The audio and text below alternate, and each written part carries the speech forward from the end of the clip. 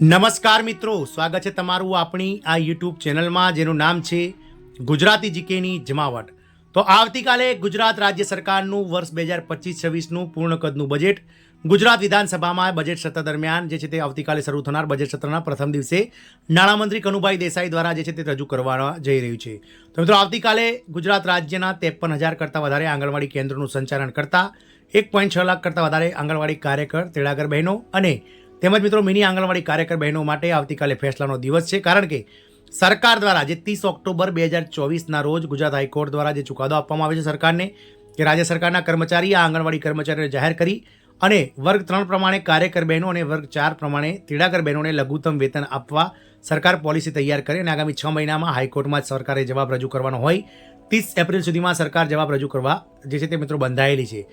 એટલે આવતીકાલે બજેટમાં મિત્રો સરકાર દ્વારા જે છે તે મિત્રો જો હાઈકોર્ટના ચુકાદાને માનવામાં આવશે તો આટલો પગાર વધારો આ બંને સંવર્ગો માટે જાહેર કરવામાં આવશે અને શું સરકાર બજેટમાં જે છે તે મિત્રો 20 જેટલી પડતર માંગણીઓ જે આ કાર્યકર બહેનોની તેડાગર બહેનોની જે વર્ષોથી અટવાયેલી છે તેને લઈને કોઈ ચર્ચા કરશે કે નહીં તેને લઈને વિડીયોમાં વિગતવાર ચર્ચા કરીએ અને જો સરકાર જો પગાર વધારો કરશે તો કેટલો પગાર વધારો બંને સંવર્ગોને મળશે તેને લઈને વિડીયોમાં થોડી વિગતવાર ચર્ચા કરીએ। તો વિડીયોના અંત સુધી આપ બન્યા રહો। જો ચેનલમાં આપ નવા હોય તો અમારી ચેનલને લાઇક શેર સબસ્ક્રાઇબ કરવાનું ભૂલશો નહીં। બાજુમાં રહેલું બેલ આઇકોન પણ દબાવી દો જેથી કરીને અમારી ચેનલ પર મૂકવામાં આવતા આવા આંગણવાડી પગાર વધારાના ન્યૂઝ, આંગણવાડી કર્મચારીઓની ભરતી, આંગણવાડી કર્મચારીઓને લગતા જે છે મિત્રો ન્યૂઝ તમને અમારા ચેનલના માધ્યમથી ઉપલબ્ધ થઈ જાય। તો આવતીકાલે વર્ષ 2025-26નું ગુજરાત રાજ્ય સરકારનું પૂર્ણ કદનું બજેટ નાણામંત્રી કનુભાઈ દેસાઈ દ્વારા વિધાનસભામાં રજૂ થવા જઈ રહ્યું છે। ક્યાંક ને ક્યાંક મિત્રો આ બજેટ પૂર્વે આપ સૌ જાણો છો તે પ્રમાણે 9 ફેબ્રુઆરીના રોજ અમદાવાદ ખાતે 28 કરતાં વધારે જિલ્લાઓમાંથી આશા વર્કર બહેનો અને આંગણવાડી બહેનો કે જેઓનું સંખ્યાબળ 10,000 કરતાં વધારે હતું તેઓ અમદાવાદ ખાતે એકઠા થયા હતા અને એક રેલીનું આયોજન કર્યું હતું। આ રેલી જે છે તે મિત્રો અમદાવાદ ખાતે નીકાળવામાં આવી હતી કલેક્ટર કચેરીથી લઈ અને મિત્રો ધરણીધર સુધી અને જૈન દેરાસર જે છે તે ત્યાં સુધી કલેક્ટર કચેરીથી જૈન દેરાસર સુધી આ રેલી નીકળી હતી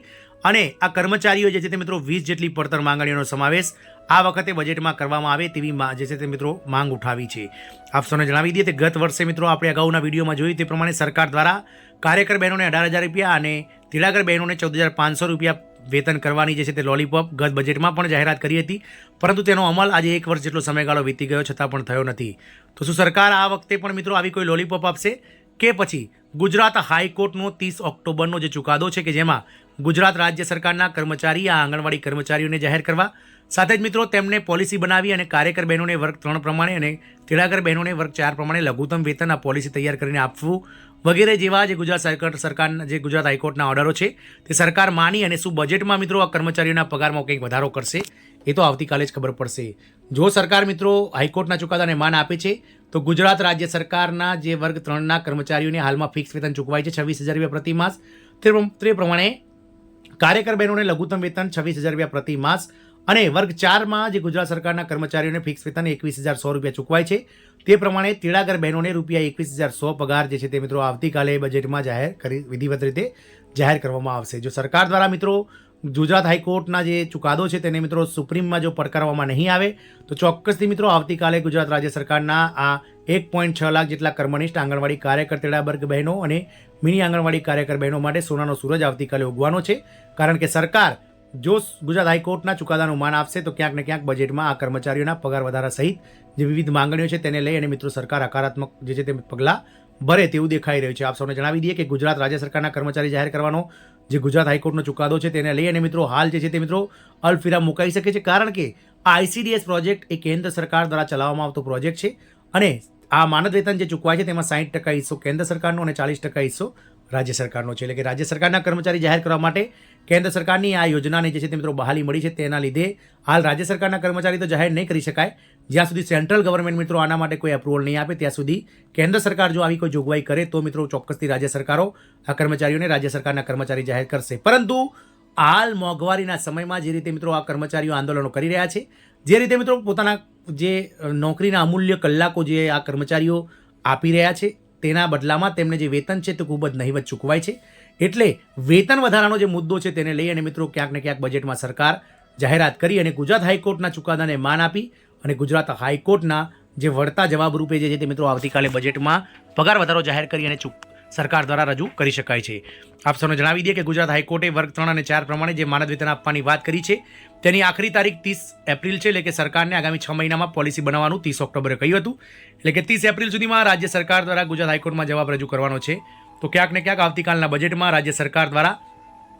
કાર્યકર બહેનોને વર્ગ 3 પ્રમાણે 26,000 રૂપિયા પ્રતિ માસ માનદ વેતન અને તેડાગર બહેનોને વર્ગ 4 પ્રમાણે 21,100 રૂપિયા પ્રતિ માસ વેતન કરી અને આ જવાબ જે છે તે મિત્રો ગુજરાત હાઈકોર્ટમાં રજૂ કરી દેવામાં આવે તો નવાઈ નહીં. આજે પગાર વધારો છે, આજે માનદ વેતનમાં પગાર વધારો છે તે મિત્રો 1 એપ્રિલ 2025થી લાગુ કરી શકાય છે. જો બજેટમાં મિત્રો આની બહાલી મળશે તો સરકાર આગામી 1 મહિનામાં પોલિસી તૈયાર કરી અને નાણાં વિભાગની જે છે તે મિત્રો પૂર્વ મંજૂરી લઈ અને ચોક્કસથી મિત્રો 1 એપ્રિલ 2025થી આ પગાર વધારો જાહેર કરી દેશે. જોવાનું એ રહેશે કે શું આવતીકાલે સરકારના સમક્ષ જે રીતે મિત્રો આ કર્મચારીઓ રેલી કરીને સરકારને ભીંસમાં લેવાની જે તડામાર તૈયારીઓ કરી હતી અને છેલ્લા 1 અઠવાડિયાથી સરકારને વિવિધ કલેક્ટર લેવલે, મામલતદાર લેવલે જે આવેદન આપી અને સરકારને મિત્રો પોતાનો અવાજ સરકાર સુધી આ કર્મચારીઓ પહોંચાડી રહ્યા છે. સાથે જ જે ગુજરાત હાઈકોર્ટનો જે ચુકાદો છે તેને ટાંકીને કર્મચારીઓ વારંવાર પત્રો લખી, સીએમઓ ઓફિસમાં પત્રો લખી, સાથે જ કલેક્ટર લેવલોએ આવેદનો આપી અને જે મિત્રો જણાવી રહ્યા છે તેનો પ્રભાવ શું આવતીકાલના બજેટમાં પડશે કે નહીં, એ તો કનુભાઈ દેસાઈ દ્વારા બજેટ રજૂ કરતી વખતે આ જે યોજનાઓ છે તેની જે રજૂઆત થશે અને આંગણવાડી કર્મચારીઓ વિશે કંઈ જાહેરાત કરે છે કે નહીં એના પછી જ ખબર પડશે. શું સરકાર આ કર્મચારીઓની રાહ સાંભળી અને આવતીકાલે ફેસલાના દિવસે આ કર્મચારીઓને વર્ગ 3 અને 4 પ્રમાણે પગાર જાહેર કરશે કે નહીં, એ તો આવતીકાલના દિવસે જ ખબર પડશે. પરંતુ હાલ આ કર્મચારીઓ માટે આવતીકાલનો ફેસલાનો દિવસ છે અને આજની રાત ચોક્કસથી મિત્રો રાજ્ય સરકારના 53,000 કરતાં વધારે આંગણવાડી કેન્દ્રોનું સુચાલન કરતા 1.6 લાખ જે આંગણવાડી કાર્યકર બહેનો, તેડાગર બહેનો અને મિની આંગણવાડી કાર્યકર બહેનો છે તેમના માટે ચોક્કસથી આજની રાત કતલ કી રાત જેવી છે. કારણ કે આવતીકાલના દિવસે તેમને ખબર પડશે કે સરકાર આ વખતે જે છે તે પગાર વધારો કરી અને ગુજરાત હાઈકોર્ટના ચુકાદાને માન આપે છે કે પછી દર વર્ષની જેમ મિત્રો ફરીથી આ કર્મચારીઓને નિરાશા સાંપડે છે અને સરકાર લોલીપોપ આપે છે. એ તો આવતીકાલના બજેટમાં જ ખબર પડશે. જય હિન્દ, અસ્તુ.